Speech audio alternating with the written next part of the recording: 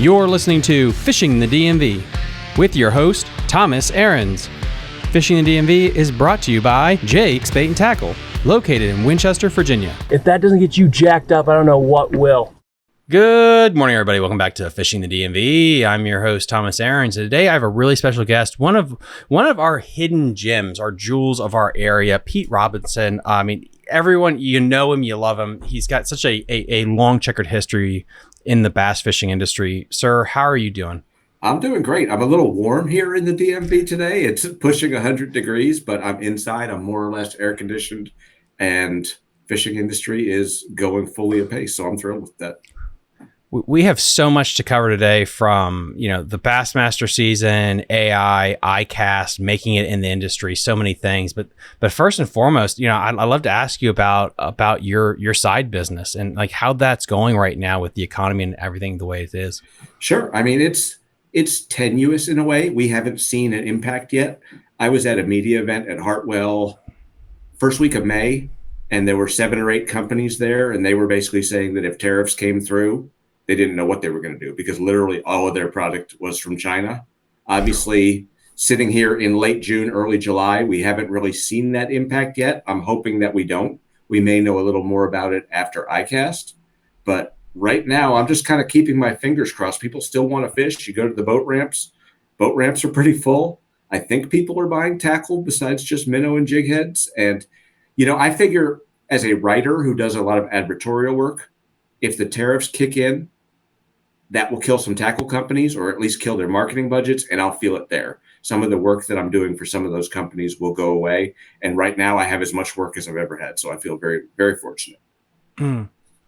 What is your writing process besides when you have those genuine like strikes of like artistic vision and you just got to put pen to paper? Like, do you have a process that you've developed over the years? It's funny. I was talking to another writer about that today who had some writer's block. And I talked about when I was in high school or college, what I would do if I was writing a paper was I would get index cards and I would put one fact or one quote on each index card. And then you kind of arrange them all and boom, an essay pops out in the form of that. And I was wondering why I've never done that in the fishing industry. I mean, I take notes or I take a recording and I sit down and I write. And sometimes I have to noodle on something for a little while or leave it alone. But generally, when I'm on my game and feeling like I'm doing a good job, it just comes out in one big diarrhea of pixels. It just flies out. And I'm very fortunate. I always say, I think I told you this before, I feel like I'm faster than any writer who's better than me and better than any writer who's faster than me. So I can produce a lot of writing in the course of a day. And I'm just the one thing I would say to anyone who aspires to do that or to do anything is the more you do it, the more muscle memory you get. And it's something that's so interesting nowadays where there was somebody at Joe Rogan had on talking about this like writing therapy because it's good for your brain. And it's so funny, like 30, 40 years ago, you had to write because school told you, like, by the way, guys, you had to learn cursive. I was homeschooled. I had to learn how to write in cursive. And that stuff now has gone away because you can type it. But the idea of actually putting pen to pad is so good for your brain still in 2025. And just using that as an exercise just so you can think at a deeper level, I think is very valuable. And it forces you to slow down. I mean, I remember being in law school when it came time to study for exams and cram a semester's worth of knowledge into one little pea-sized brain. It was always helpful for me to write an outline of everything we learned that semester because the writing process, actually putting it down, internalizing it, and then having that study guide, all of that combined to make it a useful tool. I bet you get PTSD about all the sticky notes and highlighters and stuff because, that's a time of our lives, man. What do you think so far of the Bassmaster season as we're approaching? Guys, this episode's probably going to drop around ICAST because I think that's good for the festivities of it all. And so that's really it's not really the midway part of the season, honestly. It's almost at the end. But where do you, if you had to sum it up, if you close your eyes, what would you sum up this season as? I think it's a season that has, in some respects, defied expectations. We came in with obviously forward-facing sonar being the big dividing line for everyone. We may still see how that plays out at Bass. We've seen how it's played out at NPFL and at BPT. But a lot of the tournaments we've seen this year, we've seen old school guys win with old school ways. I mean, Wes Logan, who I know can use forward-facing sonar, but is not a fan of it, just won at 10 killer by adjusting to changing water levels. Like people in this area might might adjust at Bugs Island in the spring when it's going up and down really fast. We saw Bill Lowen get in a little creek on a tidal water and throw a jig. I mean, that's about as old school as it gets. We've had big weights at Fork. We've had low weights at the Sabine where there was no FFS really used. And winning guy caught him on a buzzbait. And to me, that's the feel-good story of the season. I mean, it kind of brings everything together at a time when we're worried about tackle sales. Pat Schlopper catches the lowest winning weight in Elite Series history. And we're thrilled about it because it was a tough-ass tournament. And he went in and he figured something out that no one else did. And he did it with a non-sponsored product. I don't know how you say it, Brazalo buzzbait from Arkansas that has blown up. Like, it was a little garage company. I don't think it was necessarily someone's side hustle, but it wasn't a huge company. And 2 weeks later, they're at Tackle Warehouse. I mean, to me, that's a lot of feel-good stories out of 1 year. It is. And you see this in other industries too, when you have this social media zeitgeist within the sport. You saw this in baseball, football, name the sport in the comments section. It's happened. And it feels like now it's like fishing's coming of age, where now we're caught in the vortex of social media. And you have this issue in every industry where corporations will try to ignore or listen to social media backlash, for better or worse.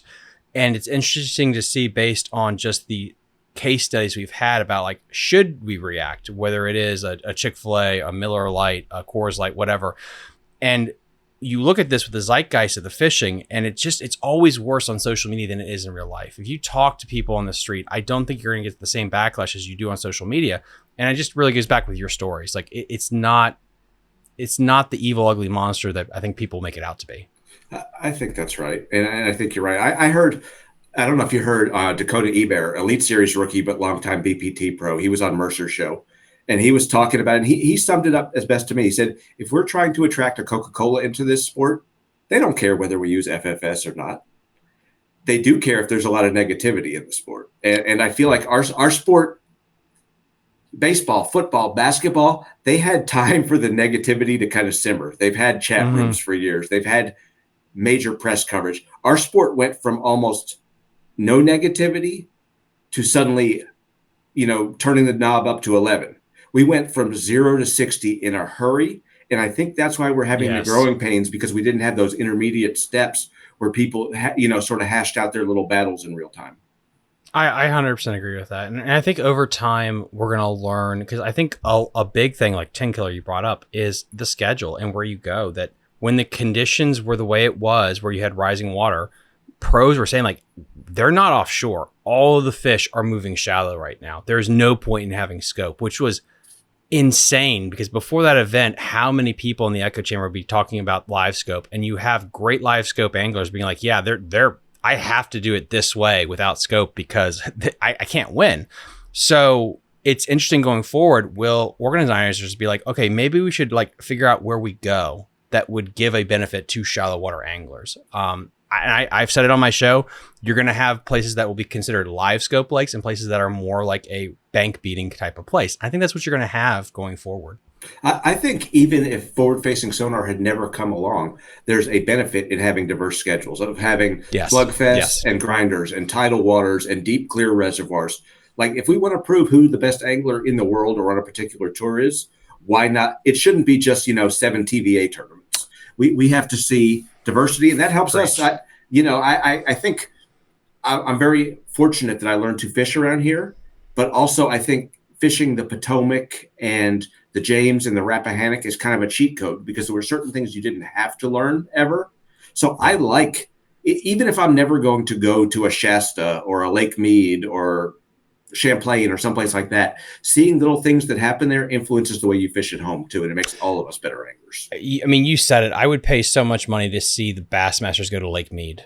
Yeah. I mean, that would be, oh my God, or the California swing or something like that. Like, if you dropped an alien down here and showed him the coverage, the alien would think there's only 10 lakes in the United States that they fish, because there's so many. And then you realize there's so many more lakes that they could go to. It's insane how many access, especially with the BPT, where you have a 30 boat field every other day. There are so many lakes that we don't get to see or whatever, and that's so much fun. I remember when they went to Lake Oahe when Mark Davis Jr. won. Mark Daniels Jr. won. Daniels, yeah. And I was like, I didn't even know this place existed. And I Googled it. It's like, it's one of the biggest reservoirs in the United States. It's like massive. And I was like enthralled. The fishing wasn't necessarily like the best, but it was so cool to be in a prairie and to see stuff like that. Just optically it was cool. So you're right. I do kind of, I miss those days. Bassmaster would have that really cool like question mark on their schedule of like, where are we going? That was fun. Yeah, it'll happen again. I mean, obviously, like all things, it comes down to money. They need to get places that will pay for them to come. And I think, I don't know, I'm not on the marketing side of things. I assume there are areas, you look at like Greenville, South Carolina, or Knoxville or Tulsa. They do a great job of bringing in tournaments, building facilities that are perfect for that. But I think there are other areas that, if shown the opportunity, would see some value in it. Yeah, 100%. And I know this is outside our area, but I've always speculated on like the Basscast when I'm on there co-hosting. Like Minnesota, Lake of the Woods. Like, why is it the Elite Series has never had? We went to the big secret lake in Minnesota, Mille Lacs, if you guys don't know. I would love to see an event by one of the 3 circuits at Lake of the Woods. Like, it's Al Linder. That is holy ground. If anyone owns a VHS, by the way, I'm going there because I still have that somewhere of the fishing secrets of smallmouth and largemouth. They talked about those places. We need to have tournaments up north too, because there's so many cool places that would be fun TV in the summertime. I digress, but yeah. The locals, was cool. You never know how the locals are going to take it, though. On the one hand, they want their baby showcased. On the other hand, everyone at Toledo Bend and Guntersville says the worst thing that ever happened to them was being named Bassmaster's #1. That's true. That is really true. I mean, now that you have this law, I guess, I mean, if we call it a law with what you do career-wise, where are you in the season? Like, what's keeping you busy right now? What's keeping me busy has been a lot of pre-ICAST work. Companies are still coming out with new products. Companies want to showcase their new products and their pros. And I've been doing a lot of press releases and things like that lately. Bass keeps me busy with work at the tournaments. I don't know. This is kind of a big announcement. I think, at least in my world, it is. Bass has given me the opportunity for the last 4 years, because I have a full-time job, to comment on the Elite Series tournaments daily from home. I get to watch some of the coverage, and then I write an analysis at the end of the day. This is the first time a left-handed guy from the Midwest in a red boat has ever won a tournament. This is the first time 3 Canadians have finished in the top 10, whatever. And it's been very gratifying. But I see the light at the end of the tunnel of my legal career, and I'm not sure exactly when it's going to happen, but it's coming sooner rather than later. And I'm looking forward to the day when I can be on the road full time, like to be on the road 200 days a year until I'm tired of being on great fisheries, either fishing or watching people fish. It's for anyone who's ever had a side hustle or a dream of doing something. And as a regular guy, I feel like I'm living out the regular guy's dream at this point in my life. I'm just about to get there where, if Bass were to have 2 tournaments in Texas, I'll go to Texas for a month and hang out and fish with friends and cover the tournaments. I'm really close, and I dream about it every day. I'm ready for it to happen, and I'm ready to do stuff more experiential, be out there and having adventures. I think that's what all of us want out of the sport. How did you get to this point, though? Because I think everyone likes to see when people are on top of the mountain, but they don't really care to watch the climb. I've sat in this chair typing for a lot of hours over the past 20 years. I was very fortunate. I mean, I like 2 or 3 people, more than that, 5 or 6 people over the past 10 years have come to me and said, I want to be a fishing writer. And what do I need to do? And I've given them the steps, and none of them have ever followed through, because it requires doing it every day. It requires, and I guess I'm tooting my own horn a little bit, but when it requires writing when you don't feel like writing, it requires going to the Classic 25% as a fan, 75% as an employee. And I have very mixed feelings about side hustle culture for a variety of reasons. I think there are some things that are very bad about it for most people, but for me, it's been the greatest opportunity of my life to make a few extra dollars through fishing. I was never going to be Kevin Van Dam. I was never going to be Jacob Wheeler. I think I realized that at a pretty early age. But the fact that I get to do so many cool things as a regular guy, just out in the industry, it's humbling, and it's exciting, and it's gratifying. And you had to do what you had to do so you could do what you want to do. And I think that's interesting that, with your I guess your main profession, I guess we could call it, like, did that give you the opportunity for, first half past first cast and what you do there, and then what you do with Bassmaster? How much was like, okay, no, I don't always like this job, because I think we've all been there, but this is my foundation so I can do other things. I knew I had something really safe and I had a good setup. It was demanding. It was 50 hours a week plus the commute, but it was regulated. Like until recently, I was not working a lot of weekends in that job. I never had a vacation canceled from that job. I got a fair amount of vacation plus every other Friday off for working extra hours. So like I could build fishing trips to go to Mexico or to go to the Classic and just have it sort of be seamless right there. So I started off my legal career in 1995 at a big firm downtown, and it was awful. I mean, it was not just regularly 70, 80, 90-hour weeks, but you could have plans to fish a tournament on Saturday, and Friday afternoon they would come into your office and say, I need this done by Monday. And that was just the lifestyle. I mean, if I had stayed there and done that, I would be much wealthier than I am right now, but I wouldn't have had all the cool experiences I've had. I mean, for me, the side hustle thing, and I hesitate to call it that because I feel like, again, it has some negative connotations. The side hustle thing has been what's kept me going. And it hasn't produced a huge amount of money, but enough to make me happy, and enough, I'll never need to buy another Senko the rest of my life. I have more tackle than anyone knows what to do with. But I'm there at the point. I see so many guys who want to be in this industry, whether it's, making swim baits in their garage or being a photographer or a videographer or hosting a podcast. And the opportunities are there, but it requires longevity. And, I'm sure you've seen this. I remember when I was in my bass club 15, 20 years ago, a guy comes in, he hasn't fished much. Within the first 2 years, he's wearing a jersey with all sorts of logos on it. He's got a new 20-foot boat. He's all in. We didn't have podcasts then, but he's writing articles about all the different ways he's caught fish, and he's Joe the Pro immediately. And in 2 years, that guy washes out because he didn't have that sort of deep commitment to going out every Saturday and learning the process and putting in the seat time. And I think all of these things, I mean, I guess there are some people who are naturally gifted at anything, but particularly as a part-timer, to get to meet people in the bass industry, it required a lot of perseverance and a lot of travel and a lot of networking, which are not necessarily things that I'm good at. But you're good at being immersed in different cultures, because like you said, where you started your career, I mean, you were doing black tie affairs in Wall Street, but then you'll fly down to Huntsville, Alabama. And not a lot of people can do that and feel comfortable in their own skin. I guess I've been very fortunate. I was thinking back to college. When I went to college, my first roommate was from Pakistan, and he and I didn't get along, so I moved out. And I moved in with a buddy who was from rural Georgia.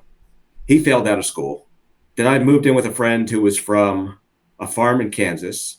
And then I lived with a guy who was from inner city New Jersey.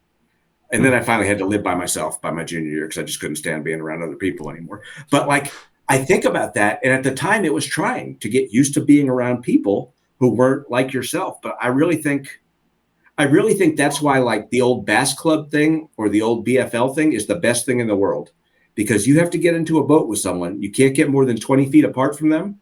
And you have to get along with them for that day. They can be totally different than you. They can have different opinions on everything. And you have to find a way to make it work. And that's the guys who can't do that don't get through the draw tournaments very well. That's something I think it'll come back. Like, what is it, like a 20-year rotation when what was old is like cool again? Like, I think the draw tournaments, especially like what they do with the, out west in the desert on Mead and Powell and places like that, where you get to be a team, to an extent on the boat. And that's kind of cool. I think that kind of format will come back if you do a draw team tournament where you just get randomly picked with a co-angler, but he's your teammate.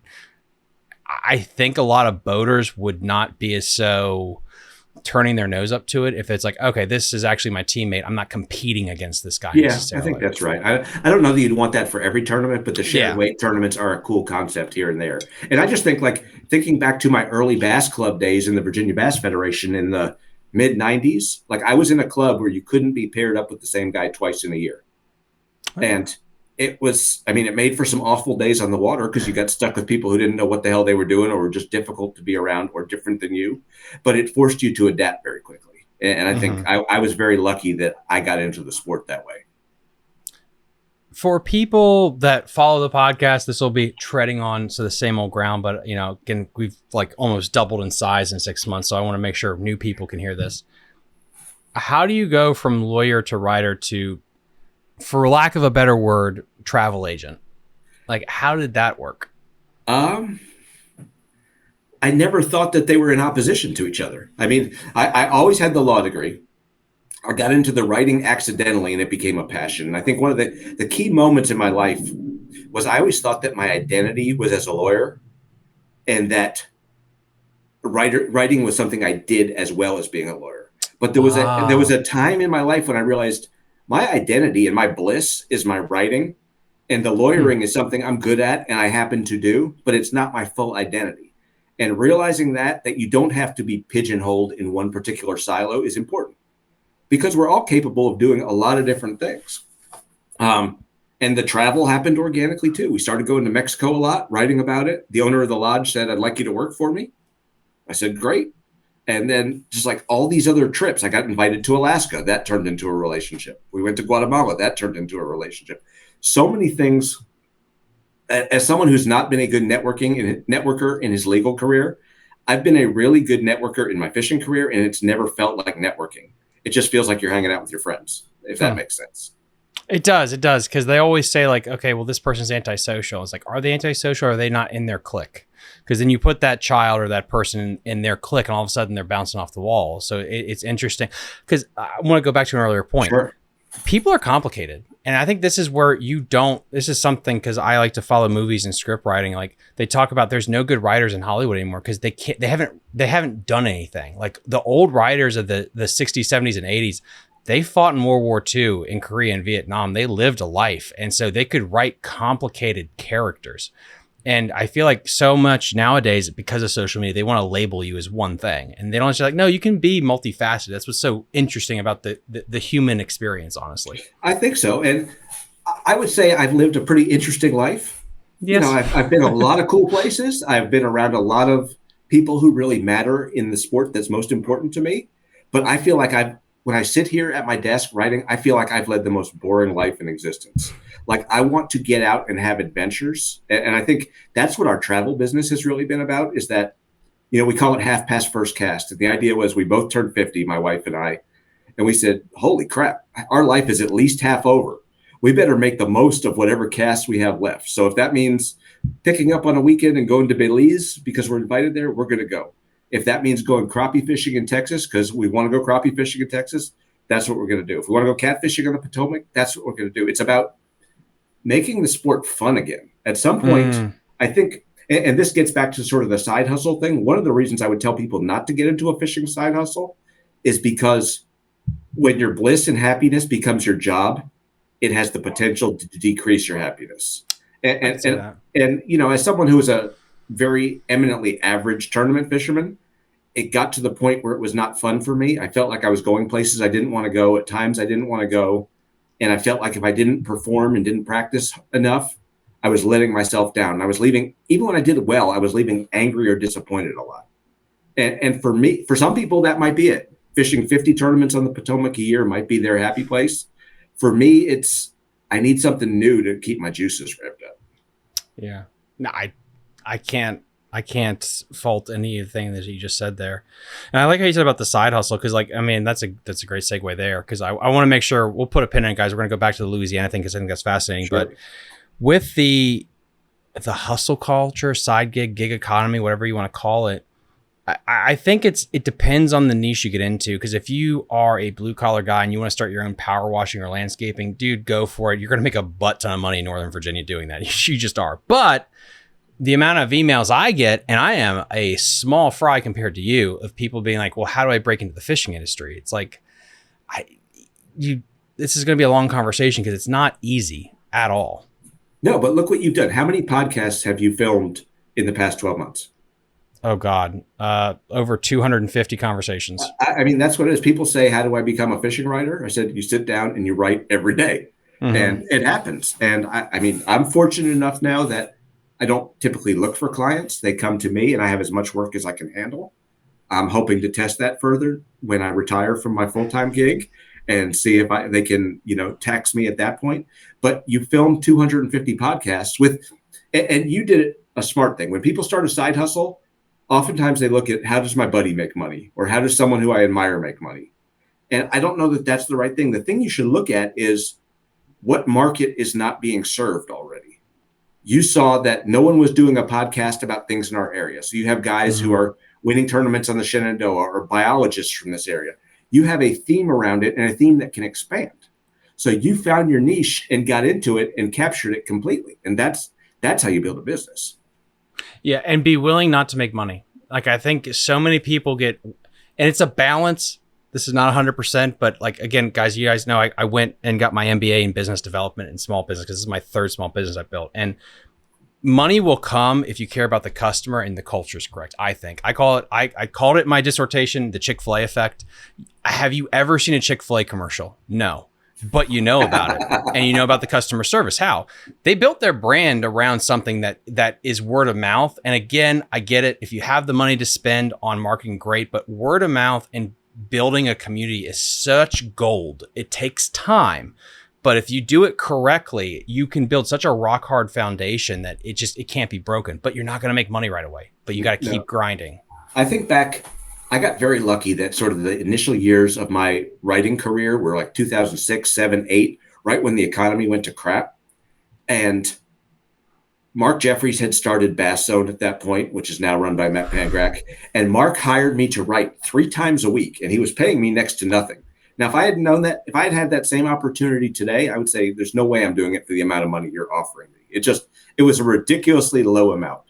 But I had to write 3 times a week. I had to call up KVD, call up Kelly Jordan, call up Skeet, whoever. And I got to the point where I could, I'm not a very comfortable public speaker. I'm not a very comfortable I hate talking on the phone. Really?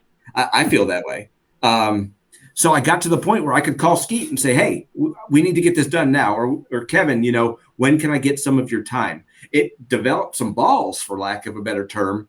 And it also got that muscle memory going where I wrote I had to come up with a new idea 3 times a week, crank it out and get it ready for publication. And if it was today, I would not take that job at that rate. But the fact that I did it at that point and did all that work was an essential building block to what I'm doing now. So I'm thankful that I wasn't very smart. Have you read Blue Ocean Strategies? Uh-uh. So Bill Gates' book, way back in the day, about 10,000 hour rule, that all professionals, it's this weird, like once you hit about 10,000 hours, you become proficient in your profession. And I guess I can say that with what you've done. I feel like that's something else that people need to think about is, what are quantitative goals? And one of them is how much work you put in. Instead of looking at your subscriber counts, so how many videos have you put out? Instead of looking at, how much money you're making with your writing, how many articles have you produced? Like, there's stuff that you can control that should be your main focus versus maybe like what's in the bank account or other things like that. Yeah, I mean, it's a blessing in that respect to have it be a side hustle, because if you don't need the money as much, you can go out and take jobs. I mean, I work for one tackle company right now, and I won't name them, that pays below industry rates, in my opinion. But because I get to work with certain people there and get access to certain people, there's value in that. You have to see what the value is. If you got to ride with Van Dam every day, you might be willing to take a below market rate, because I'm with the greatest angler of all time every day. I'm getting little nuggets of knowledge. I'm getting exposed to things. There's value in that too. I know exposure is a dirty word when someone says, hey, write this article for me. I'll give you exposure, but no money. That's a crock. But there is some truth to the idea that just getting your name out there has a multiplier effect. And it's also the industry that you're in. I will remember this the day I die. It was my MBA accounting teacher said, like, do you know the best business to own, the niche, and the best business you should work for? And no one got it right. And they said the best business to work for is like a major insurance company or whatever, because it's not glamorous. You just show up and usually the managers are good. The best one to own is the fashion industry, because people want fame so much. You'll have a rotating door of people that want to work for you. You can pay them almost nothing, but what you're selling them is this carrot of, you could be a professional that makes clothing brands. And I feel like, oh my God, that's the fishing industry. Like, this is something that's different with this niche, where there are so many people that are like the carrot of, I could be a professional and I could work for Arbu Garcia or something. And so I can't imagine how many people are trying to break in the door to get into this industry. It is a bizarre subculture. I mean, if you go to the Richmond Boat Show or you go to the Classic Expo, there's a million guys there who are there just because they want to be wearing a jersey and talking and maybe getting a foot in the door and working for nothing. And I don't know. I feel like sponsorship is wagging the tail a lot of the times over actually learning to become a better fisherman or doing the work to get involved. And, everyone has to choose what's right for them. Obviously, I've chosen to put a little bit less time in on my fishing and more time in on the business side of things. But I feel like that does have a payoff in getting to do a lot of cool things. Because you're a business. Because again, this is the weird thing when we talk about the whole sports argument, which we go down that rabbit hole if you want or not. You don't have to be a good pitcher, but also you're good at sales and you're good at talking and stuff. It's fishing where fishing is almost like you need to just be like base level fishing, but can you sell product and how's your social media game? And I think when we talk sponsorship, the wording should be changed to like sales. You're in sales. Can you bring in money for this company? Can you show them that on a spreadsheet? If you can, I think you could possibly break bread then with them. Yeah. And I think that's part of the anger we've seen from the older guys. It's not just forward facing sonar, but forward facing sonar is sort of a stalking horse for the idea of my game is changing. I no longer get to go to the boat show and show up for a day and sign autographs. Now I have to make YouTube videos or TikToks or whatever else. And I don't like that. I'm not good at that. It's foreign to me.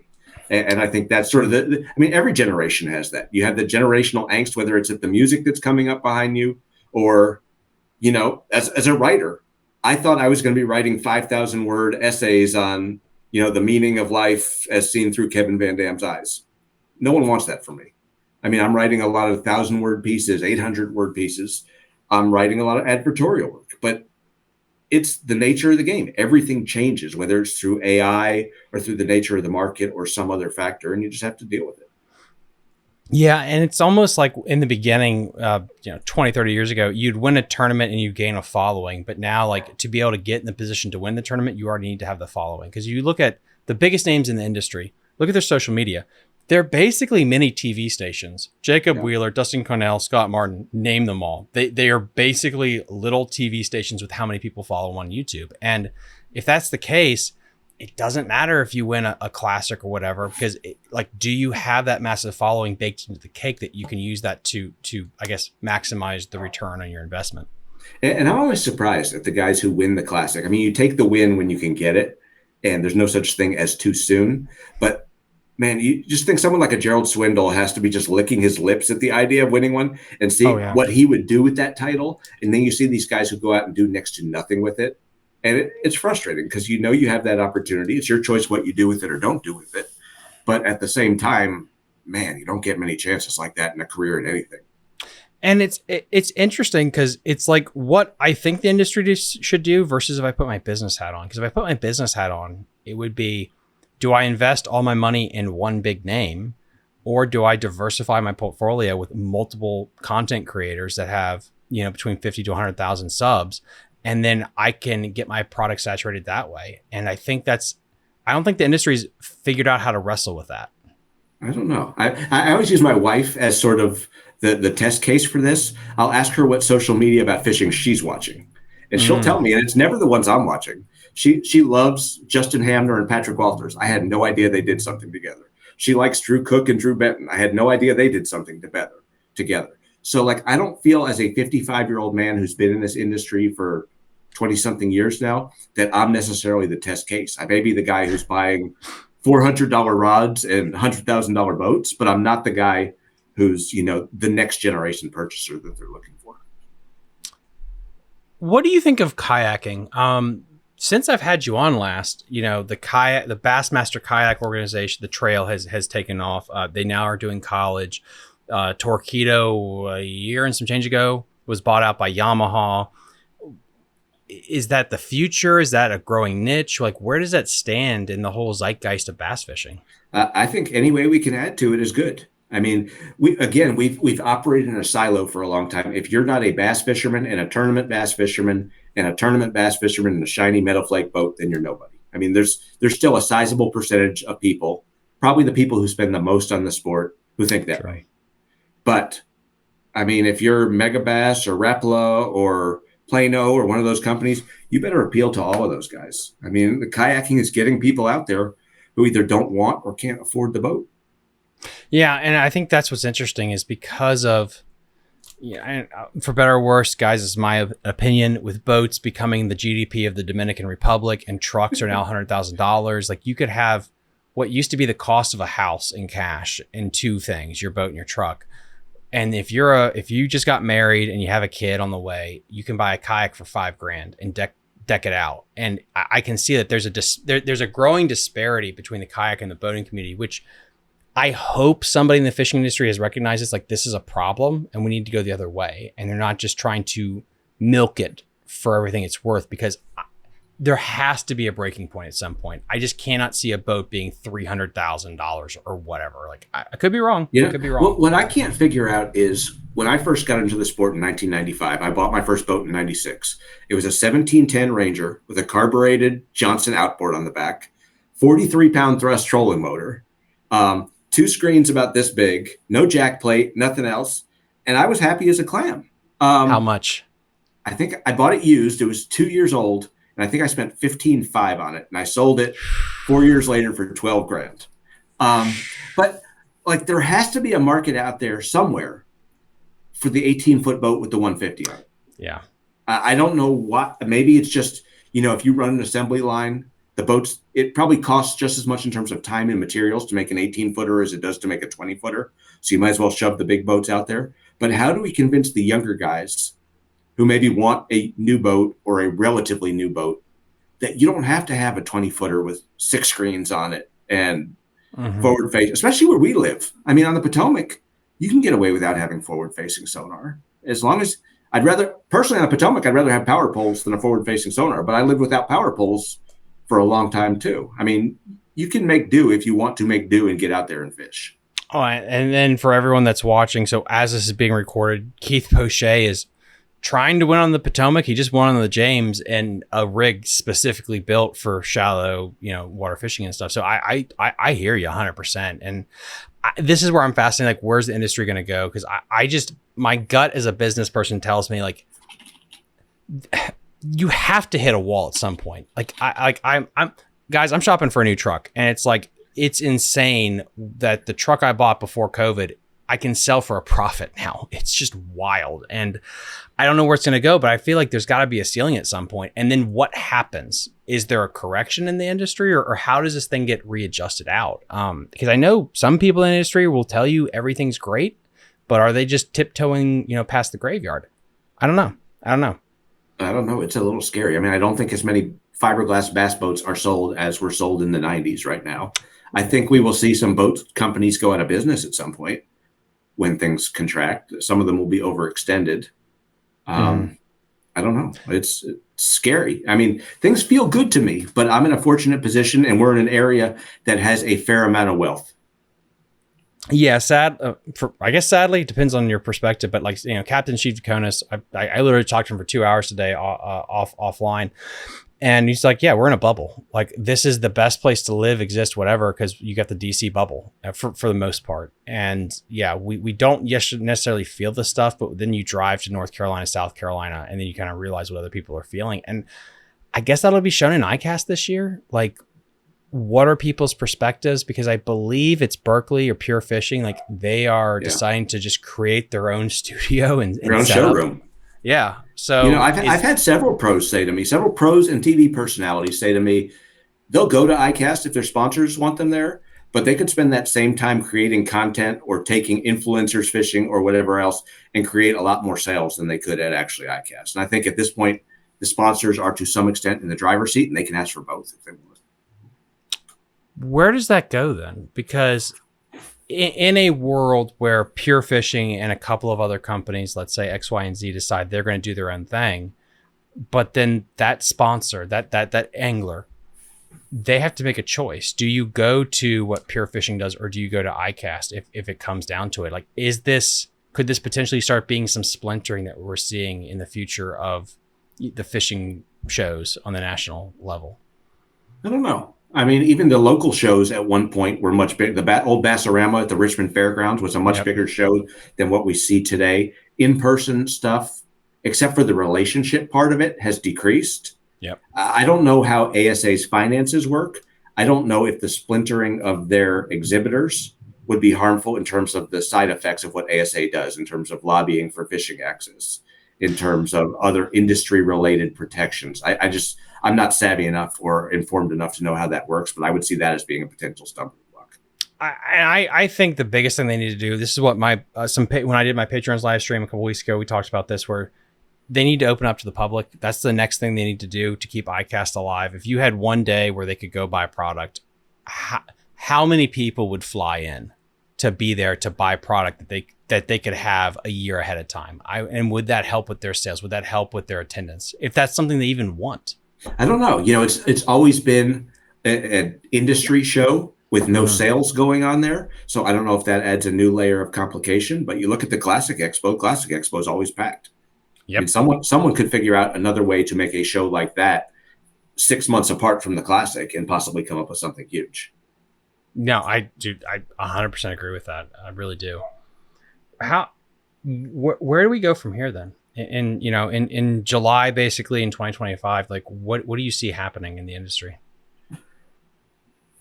I hope that we get back to some semblance of people being happy to be out fishing. Like I mentioned with Dakota eBear, the negativity gets tiring at times. And that's what I've really, I feel bad in a way, because when I started writing 20 years ago, I didn't have a journalism background, but I was going to be a muckraker.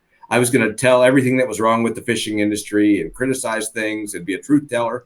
And I did a little of that. And some of that was good. And some of it was negative. And now we're at a point where it feels like the negativity has at times taken over. And I've had my resuscitation, my rebirth, whatever you want to call it. I want fishing to be fun.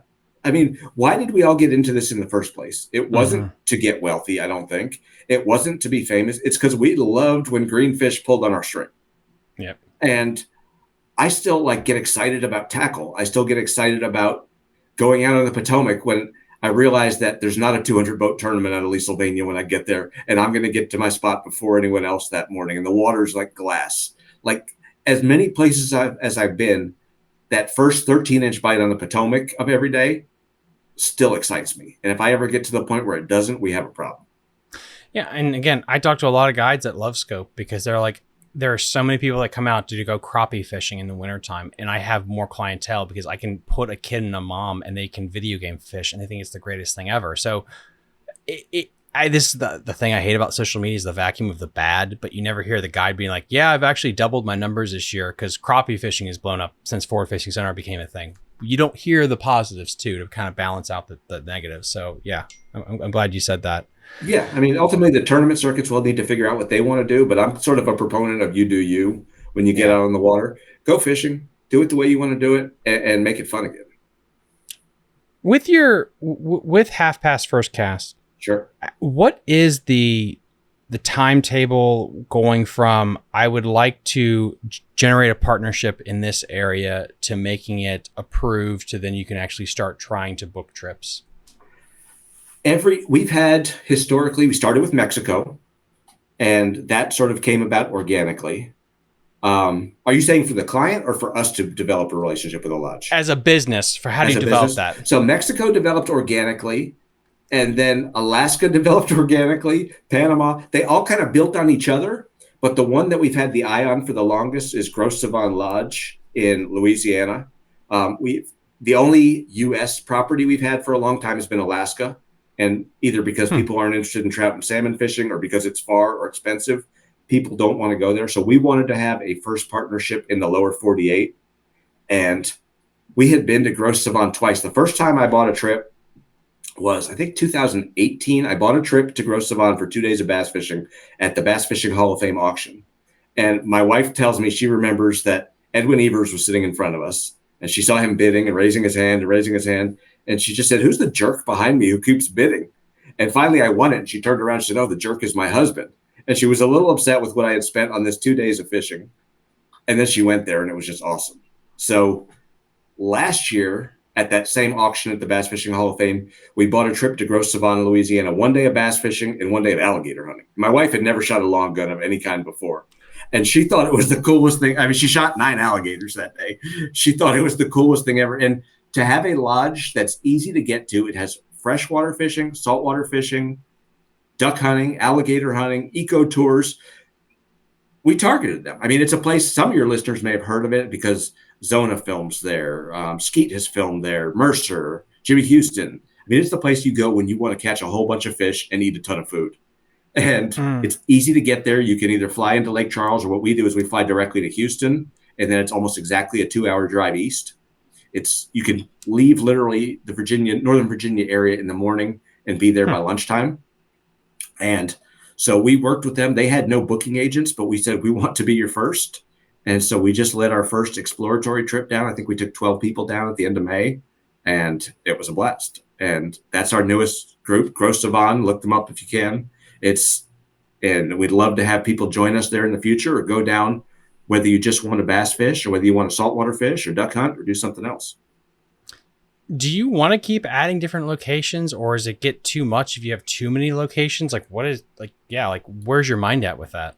My vision, and I think our vision, I'll speak for my wife as well, has been that we don't want to be sort of a full service travel agency. I don't want to have 6 lodges in Alaska, because whenever I've tried to book through one of those, I always wonder if they're sending me there because they're getting the best kickback, or because they really think it's the right trip for me. I want to have someone I work closely in each of these locations and feel like that's the best operation there for the people in my sort of circle. And so I would love to have 10 or 12 different guides, outfitters, lodges, facilities that we work with, but I want them all to be kind of distinct at this point. Like we're trying to figure out what to do. We have a lot of our clients are from Texas. They want to go up north and catch smallmouth. So we're trying to figure out to do a smallmouth thing, whether that's Buffalo or St. Clair or something like that. But there's a lot of logistics involved in it at that point. That is wild, though. It's just I Upper Potomac that just cracked a massive record with 100 inches of smallmouth for your best 5. To think like you live somewhere where there's no smallmouth, it's just so interesting. But I guess people from this area want to fly to Mexico to catch a big largemouth. So it's just, it's perspective on life. They do. I'm shocked at how many people from Texas want to go to Mexico and catch big largemouths. Really? Like you would think with all the great fisheries, I would bet 50% of our clients going to Mexico are from Texas. Now, some of them are from West Texas, like Midland, Odessa, where there's no water. But we have plenty from the Dallas, Houston area. We have some who live on Sam Rayburn who go with us regularly. People like to get away and have a relaxing trip where you don't have to think about anything. What's the most exotic trip that you would like to add if you could? Something in the South Pacific or Indian Ocean, fishing for giant trevally and those species with big top waters. Have you ever seen, there's a video, people should look it up. It's on BBC, the British Broadcasting Company, of these giant trevallies eating these birds off the surface. Just Google BBC giant trevally, and there's these black birds on the surface. And all of a sudden you see these 80-pound fish just pushing water and sucking them down. Like, I want to catch that sucker with the top water. I've caught 100-pound tuna on a top water. Like, if I could. What is that like? What is that like? I hope to never catch a 100-pound tuna again. We've caught them up to 208 is the biggest one I've worked on. We had a 247 in our boat. It takes hours and it's backbreaking.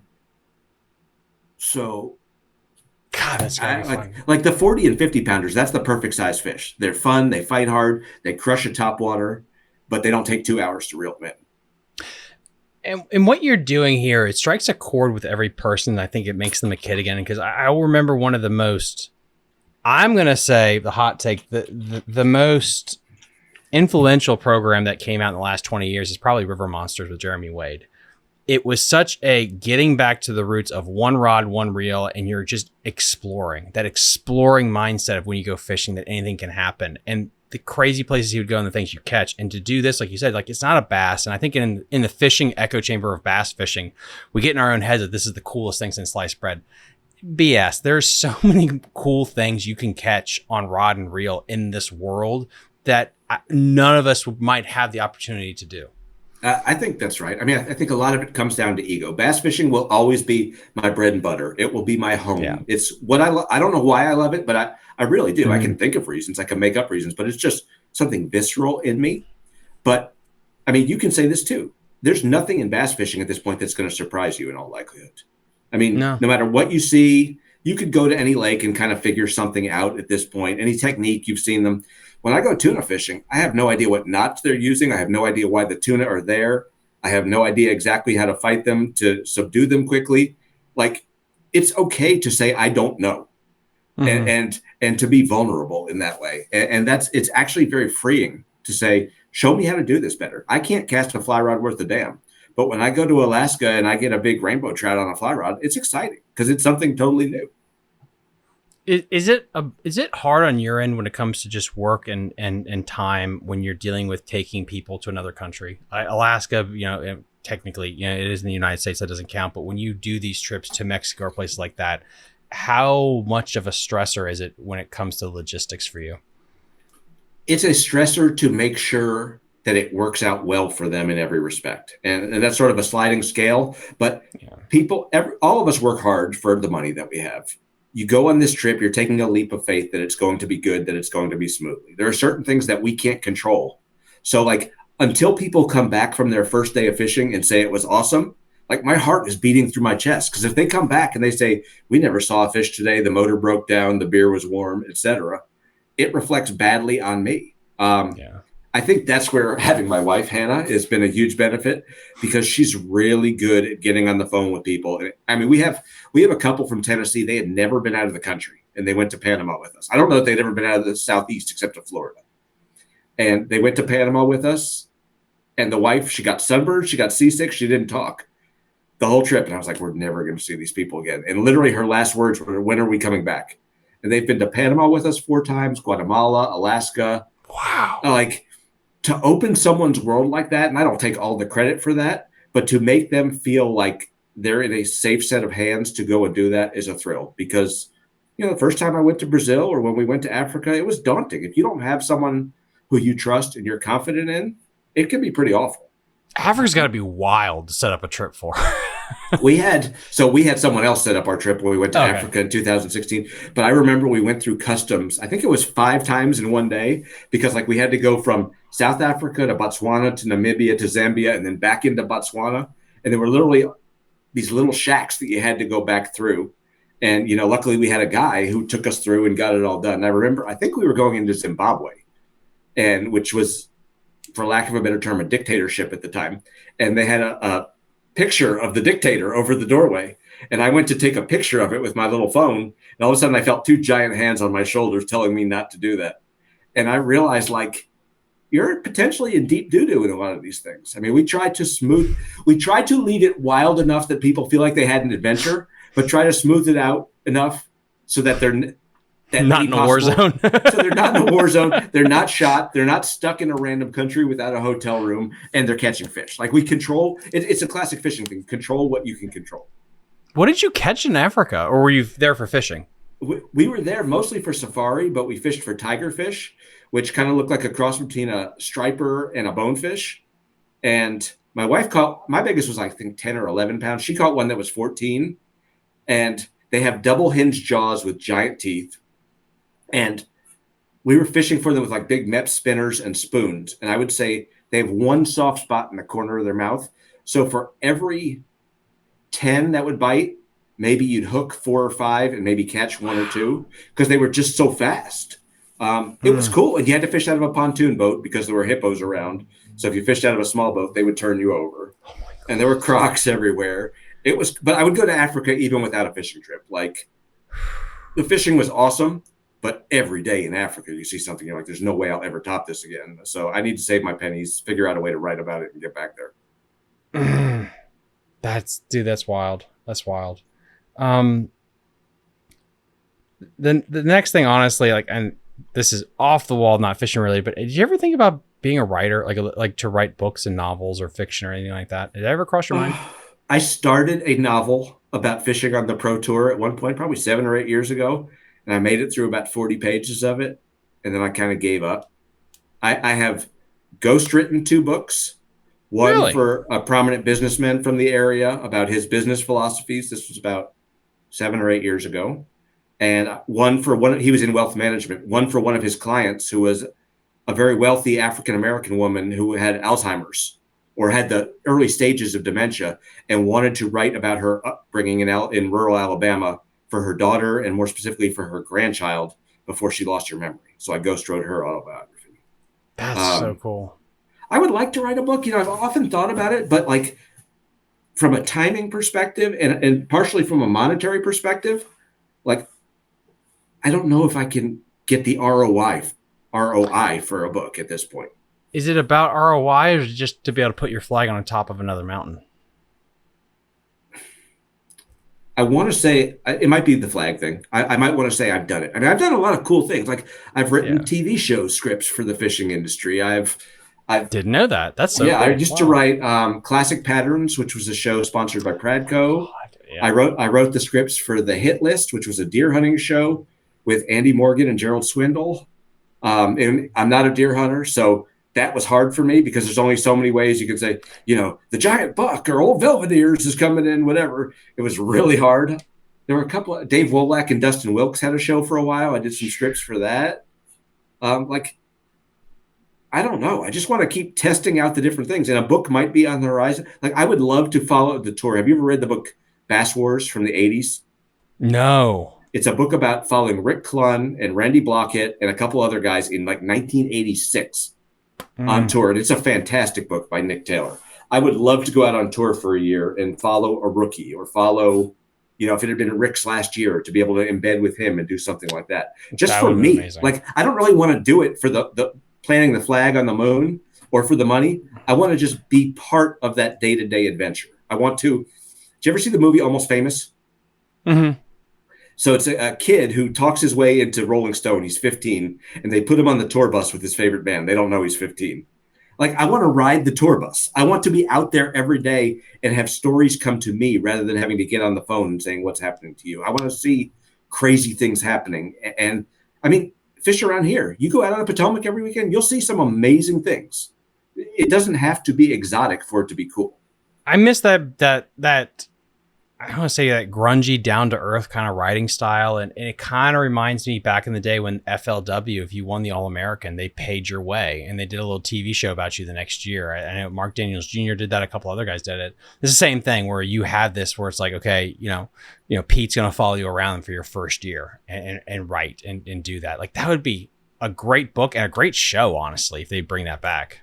It would. And that's the stories I think people want. I mean, we've kind of tapped out how to throw a spinnerbait in the spring, what color rattle trap you should throw, how to ping a minnow, any of that. Like, at this point, one of my editors at Bass once told me, people care more about Kevin Van Dam's 10 favorite hamburger places than they do about his 10 favorite crankbait colors. Like, I want to go tell the story about what makes those people tick, because ultimately for the professional sport to matter, the personalities have to matter. We have to care about them when they do well or when they do poorly. I 100% agree. I mean, last thing that I have on my mind is, if you had to give advice to somebody that wants to get into the fishing industry, what would it be? Diversify.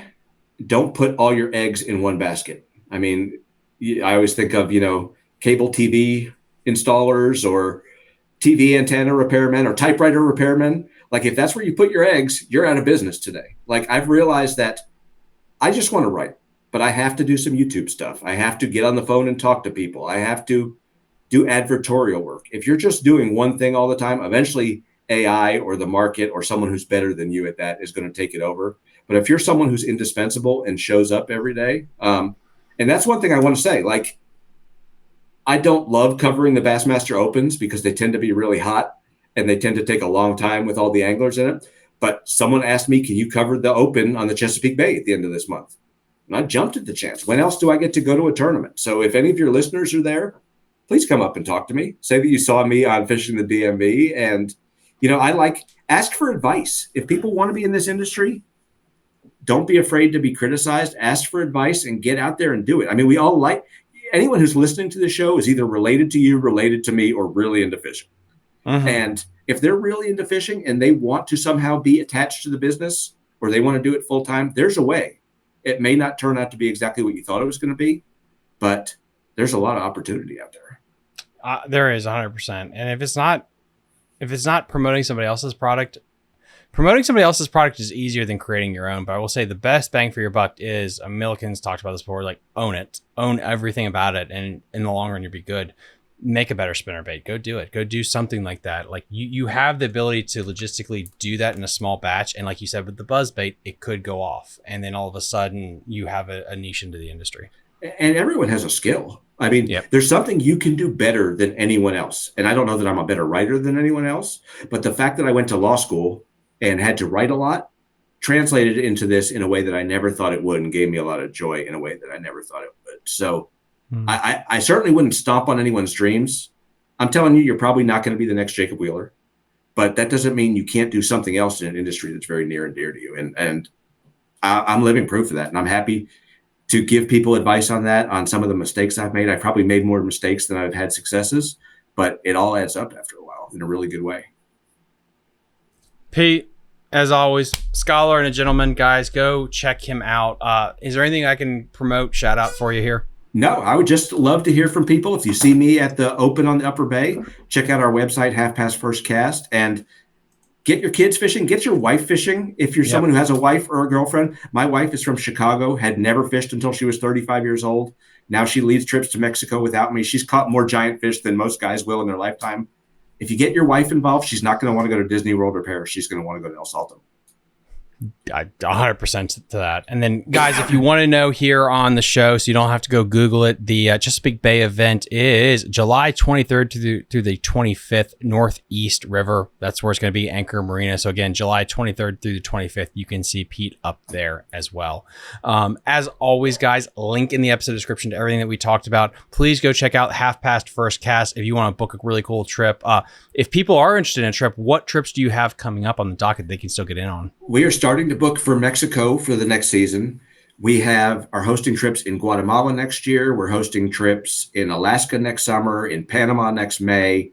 We can send you there without us if you're willing to go without a host at any time. And Louisiana, like I said, that's the easiest one to get to. It's so awesome. I don't know if I mentioned the first time we went there, it was October, 40 degrees out, 40-mile-an-hour wind. Hannah caught 2 fish before we launched the boat. We caught 101 that day. It's just amazing bass fishing, and you get to eat gumbo and jambalaya and Wagyu steak afterwards. You can't top that. Guys, I'll put a link there in the episode description of that. And guys, as always, like and subscribe to the channel. It really helps out in the algorithm. You want to join me on Patreon? As you guys know, I got laid off. So if it really wasn't for my Patreon, I couldn't pay my mortgage. So God bless all of you that are helping me and supporting me right now while I get my feet back under me. And we will see you guys next time on Fishing the DMV. Bye. You're listening to Fishing the DMV with your host, Thomas Ahrens. Fishing the DMV is brought to you by Jake's Bait and Tackle, located in Winchester, Virginia. If that doesn't get you jacked up, I don't know what will.